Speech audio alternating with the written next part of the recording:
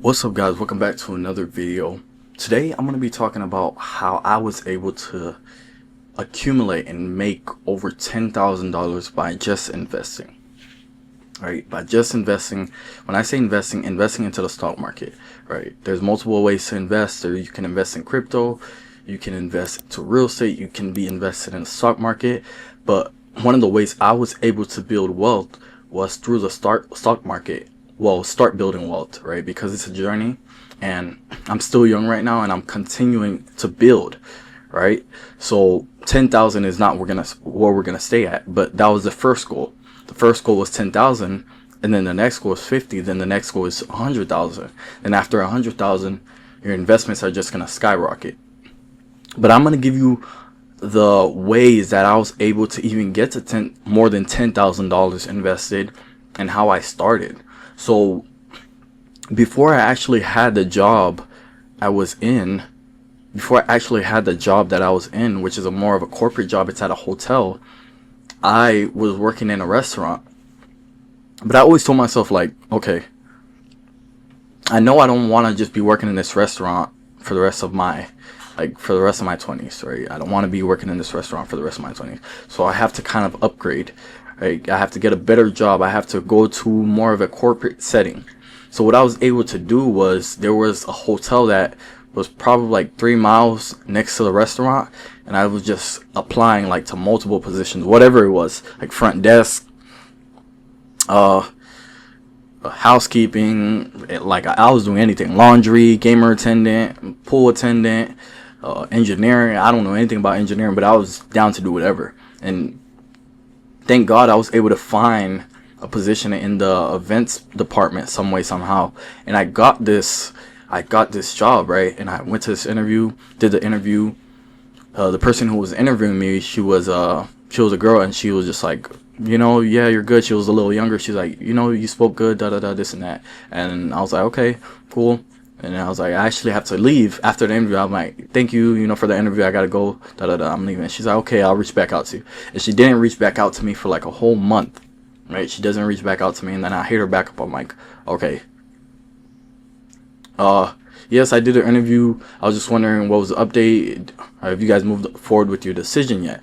And she hits me back. She's like, a few hours later, she's like, yeah, we've moved along with our decision, and we've decided to select you. And I was like, oh, okay, bet. And then she's like, you can come in this and that. And then I started working there, but that was the beginning of my investing journey, right? That was the beginning of me actually understanding what investing was. So at your job, they're able to give you a 401k. So they told me you could set up your 401k at your job. And I was just like, well, what is a 401k? Like, what the hell is that? And they're just like, go down to HR, human resources, and they'll explain everything to you. You could set up with your brokerage firm, whatever. And then I went down there, I talked to them, and I'm starting to understand, okay, they said they're going to take a little bit of my paycheck, and they're going to invest it for me in the market, and then they're going to also match my money, right? So whatever I put in, they're also matching that. And I didn't understand it, but I was just like, okay, it makes sense, I guess. Like, a lot of us we're a little skeptical with the way things are done, because we don't know fully. I wasn't skeptical because I've always heard of 401ks or investing and all this other stuff, but I was just, a little cautious. I was just like, okay, makes sense. And then for some reason, I'm just like, okay, let's go ahead with it. And every week or so, they will take like a few dollars out of my paycheck, right? And then a few dollars. At first, it wasn't showing nothing. At first, it wasn't really, it didn't have no impact, right? It didn't have no impact on my money. Then over time, I'm just looking, like 3-4 months go by. I'm just like, yo, like, damn, like, this thing is growing, bro. Like, the money, it was growing. I don't know what they were investing in, right? But I was just like, this money is growing. And I went to check, right? I went to check at what my match was. My match was just 3%. That means they were giving me 3% back. But they were capped out at like 5%. So you can contribute 5% of your paycheck, and they will give you 5% back. So I'm like, let me do 5% instead of the 3%. And I did 5%. I put in 5%. And when I tell you, when they added that 5% back, like, that's when it's like it showed me like, okay, the power of investing. And especially because when they're matching, they're essentially just giving you free money, right? And the reason companies match is to have loyal employees, right? So if you work for Hilton, if you work for a Ritz-Carlton hotel, right, or one of the Marriotts, they want to be loyal to their customer. They want to be loyal to their employees, but they also want you to be loyal to their company. So the more you stay longer at the company, the better it is for them, right? Because you can grow in your positions, you can move around different departments and stuff. So that's kind of an incentive, right? Them giving you this match is kind of okay, thank you for continuously working here. Here's some extra money. Here's a match to also go into the stock market. It's not free money per se where you're getting the money, but they're taking the same amount of money that you're investing and they're matching it. All right, they're matching it. So once I did the 5%, I was just like, wow. And they matched 5%, and then my money was just skyrocketing. Then after like a year or 2 years, like my money was just like, it just went up exponentially. All right, no matter the downturns in the market, no matter the upturns, it just went up. After, especially during this boom that we had, where right before the current president we had took office, right, the boom that we had because of all the optimism that he was bringing into office in terms of the stock market and crypto market. So my portfolio, when I looked at it, it was with Fidelity. It's still with Fidelity. It just skyrocketed, and I was just like, damn, okay. And then I realized that then I'm like, okay, if there's a 401k, but I've also heard of this thing called Roth IRA, right? Roth IRA, but I didn't know at that time, right? Because if I did, I would have set it up, but it took me like a few months to figure it out. Then I'm like, okay, let me search up what a Roth IRA is. That's when I started doing my research, and that's the reason I always tell you guys, do your own research. Do your research. Make sure you're going out there and you're being intentional with everything that you do in this life. Make sure you're being intentional with, when it comes down to your money and how you manage your finances, make sure you're set up, because you don't want to reach the age of 30, 35, and 40 and be the person that's saying I wish, or I should have, or I could have. Right? Those are the three worst things that I hate to say. I wish, I could have, I should have. There's times in life you're gonna say that, but for the most part, in your 20s, this is the time to be building. This is the time to be learning everything you need to learn. Majority of the time, when you're saying I wish, or I could have, I should have, is usually because you didn't take a risk, or it's usually because you let so much time pass by where you were not locking in, or you were not studying, or you were not doing research on things to the point where you reach the age where you're like, man, I could have done this, I should have done this. But in reality, it's actually your fault. It's your fault because you weren't willing to put in the time. It's your fault because you were not intentional with the time that you're given during your 20s. From your 18s through your 25, 26, 27, these are the best ages of your life to start building. So you have to understand that. So when I did my research and I started looking at what exactly is a Roth IRA account. A Roth IRA account. Okay, there's a traditional IRA and there's a Roth IRA. And why would I want to go with the Roth IRA? Then I'm like, okay, Roth IRA, individual retirement account, right?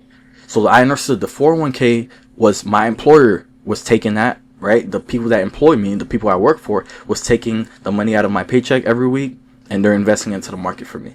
But my Roth IRA, I had to open this myself. And this is usually the problem. We don't know these things. You don't know you have to open a Roth IRA. You don't know how to access it, and people don't teach us.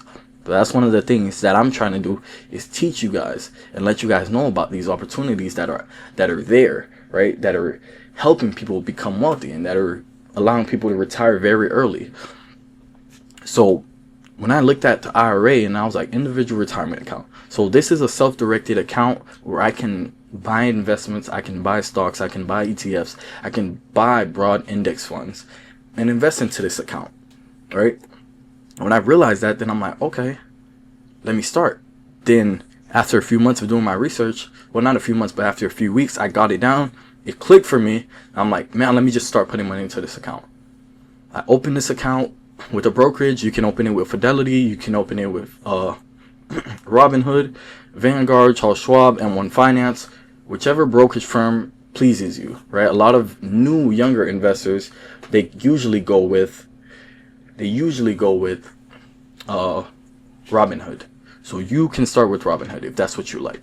But when I looked at it, I'm like, okay, my 401k is already with Fidelity, so I'm gonna just do it. I'm gonna just open the Roth IRA inside of Fidelity.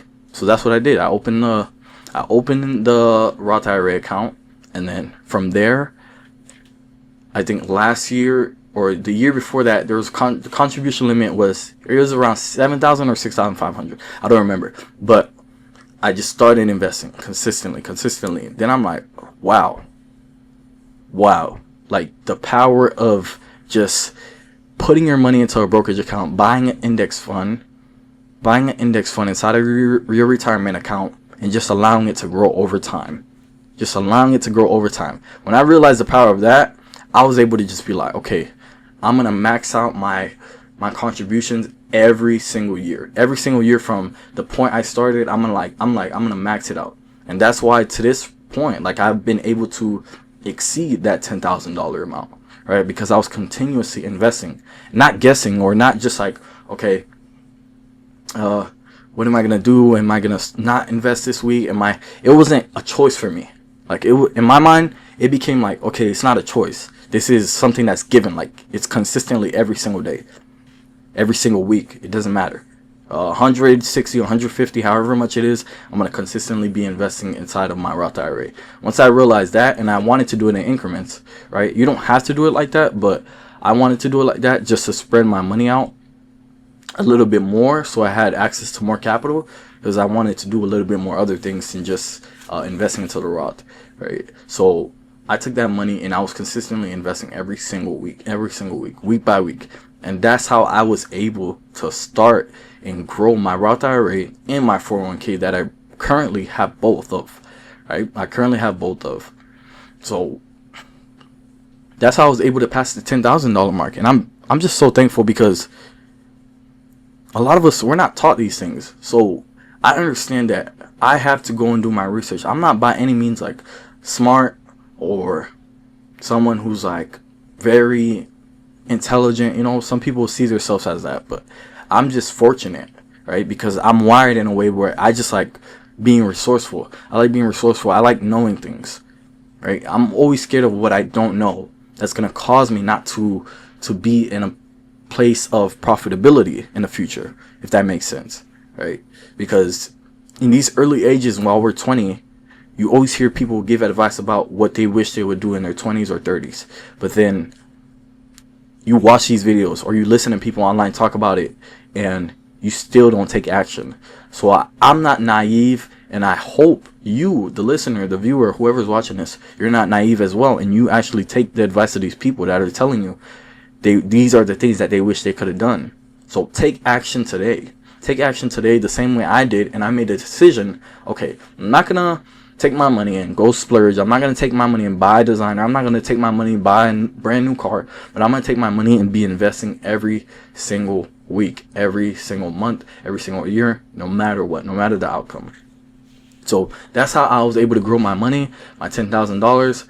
I don't know if that's something you're interested in, but I hope you should be interested in it, because this is how you're going to grow your wealth, right? This is how you're going to get a peace of mind of like, okay, right, damn, I could actually like grow my wealth with this.